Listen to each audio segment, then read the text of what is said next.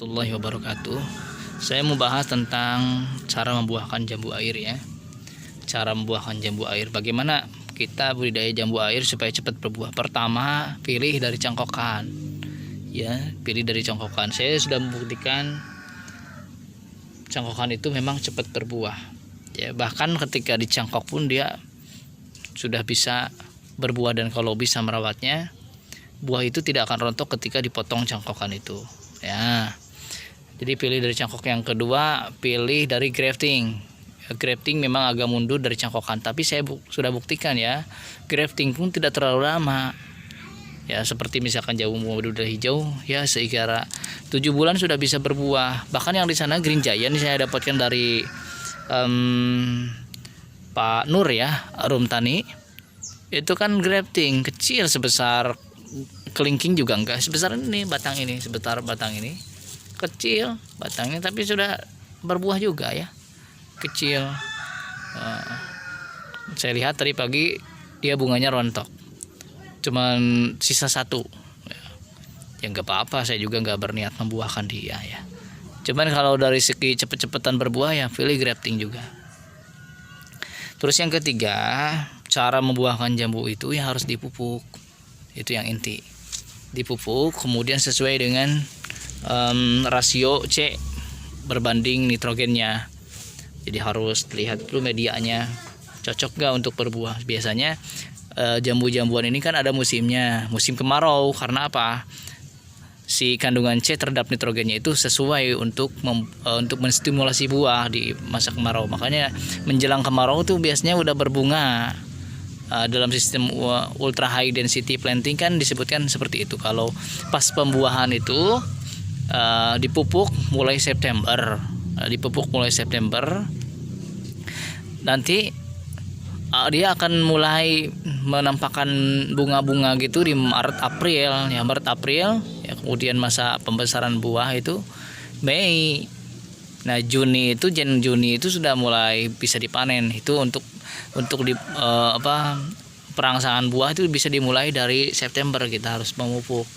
Nah, namun kalau secara alami biasanya jambu-jambu atau pohon-pohon musiman ya, buahnya musiman, dia akan berbuah di sekitaran Juli ya. Juli terus sampai nanti akhirnya ketemu September lagi. Nah, ini kenapa demikian? Karena sesuai ya.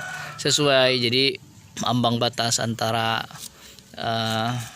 suhu panas dinginnya itu kan jomplang sekali kalau di musim kemarau. Kadang-kadang siang terlalu terik sangat ya, kita pun manusia begitu kepanasan, tapi pas malam wah udaranya dingin banget ya. Apalagi kalau biasanya kan kemarau itu memasuki di bulan Juni itu sudah mulai ya agak kemarau gitu, menjelang Agustus tuh kan orang-orang tuh sudah pada pramuka ya. Biasanya itu anak-anak pramuka. Kita mengalami ketika camping bulan Agustus kan kemarau itu dinginnya luar biasa. Nah, perbedaan suhu ini yang memicu pohon untuk segera mengeluarkan bunga. Kita pun hanya seperti itu ya. Paling mudah memang di pot ya, untuk merekayasa rasio C per N-nya. Nah, ini yang kedua. Yang ketiga, bisa juga dengan melakukan pemangkasan. Pemangkasan itu ya hampir mirip dengan pembacokan atau pekerat, sistem kerat, atau bisa juga bukan sistem kerat, tapi dihambat dengan menggunakan kawat, dilipat. Kalau guru saya Profesor Dadang itu menggunakan karet ya. Jadi pohon itu pangkalnya diikat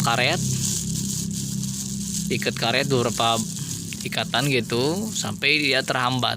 Jadi nutrisi yang ke atas itu tidak mudah kembali tersebar ke berbagai sektor di batang tubuhnya si pohon, tapi dia berkumpul nanti di batang-batang atas, sehingga menginisiasi munculnya bunga.